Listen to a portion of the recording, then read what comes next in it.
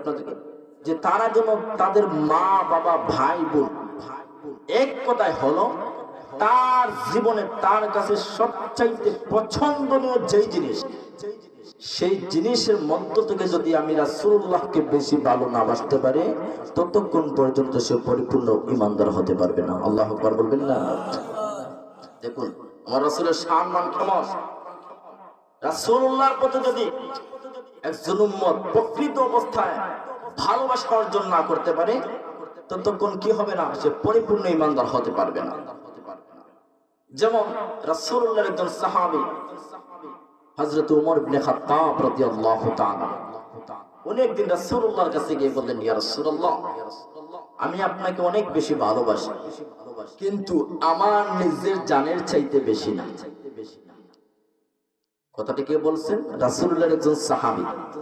সাহাবী বলছেন, উনি আবার আশায়ে মুবাশশারা 10 জন সুসংবাদ প্রাপ্ত সাহাবী জান্নাতে যারা যাবেন ওনাদের মধ্য থেকে একজন হযরত ওমর ইবনে খাত্তাব।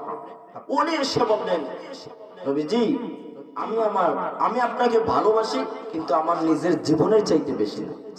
রাসূলুল্লাহ বললেন, ওমর, তুমি এখন অবধি পর্যন্ত পরিপূর্ণ ঈমানদার হতে পারোনি। আল্লাহু আকবার বলবেন না? রাসূলুল্লাহ সাল্লাল্লাহু আলাইহি ওয়াসাল্লাম এই কথা শোনার পরেই হযরতে ওমর ইবনে খাত্তাব রাদিয়াল্লাহু তাআলা আনহু বলেন, ইয়া রাসূলুল্লাহ, ইয়া হাবিবাল্লাহ, নবী গো, আমি ইতিমধ্যে আপনাকে সাক্ষী রেখে বললাম, আমি আমার নিজের জীবনের চাইতে জানের চাইতে আরো বেশি আপনি রাসূলুল্লাহকে ভালোবাসি। রাসূলুল্লাহ সাল্লাল্লাহু আলাইহি ওয়াসাল্লাম হযরত ওমরকে সুসংবাদ দিয়ে দিলেন, ওরে আমার কলিজার টুকরা সাহাবী ওমর,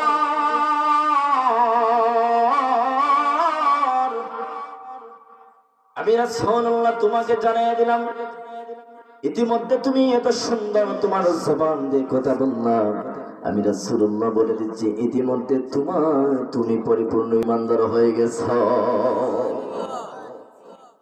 ইতিমধ্যে তুমি পরিপূর্ণ ঈমানদার হয়ে গেছো। এতে বোঝা গেল কি, আপনার আমার জান মাল সব কিছুর ঊর্ধ্বে রাসূলুল্লাহকে বেশি ভালোবাসতে হবে। ঠিক কিনা বলো? রাসূলুল্লাহর প্রতি মহব্বত কম থাকলে হবে না। আপনি আমি যে রাসূলুল্লাহর সুপারিশের কারণে আপনি আমি জান্নাত পাবো, যেহেতু আমাকে শানের রিসালাত বিষয় দেওয়া হয়। দেখুন আপনার আমার রাসূলের সম্মান কেমন। আপনার আমার রাসূল আপনার আমার জন্য হাসরের বিভীষিকাময়, কঠিন বিভীষিকাময় দিনে সিজদার মধ্যে পড়ে যাবে। আল্লাহ রাব্বুল আলামিন প্রশ্ন করবেন, হাবিব আমার, আপনি কেন সিজদার মধ্যে পড়ে গেলেন? রাসূলুল্লাহ সাল্লাল্লাহু আলাইহি ওয়াসাল্লাম জবাব দেন, ওগো আল্লাহ,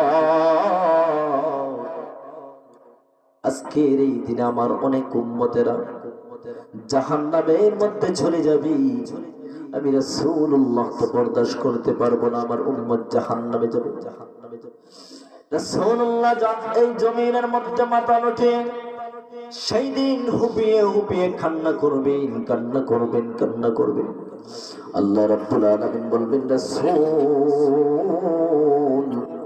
আপনার মস্তক দুনিয়ার জমিন থেকে উত্তোলন করুন, উত্তোলন করুন। রাসূলুল্লাহ বলেন, ওগো আল্লাহ, যতক্ষণ পর্যন্ত আমার উম্মতদেরকে আপনি জান্নাতের ঘোষণা না দিবেন, ততক্ষণ পর্যন্ত আমি দুনিয়ার জমিন থেকে মস্তক উত্তোলন করব না। আল্লাহ রাব্বুল আলামিন সেই দিন হাবিবুল্লাহকে সুসংবাদ দিয়ে দেবেন, আপনার উম্মতদেরকে আমি আল্লাহ জান্নাতবাসী করে দেব। সুবহানাল্লাহ। রাসূলুল্লাহর জন্য তো মহব্বত আল্লাহ।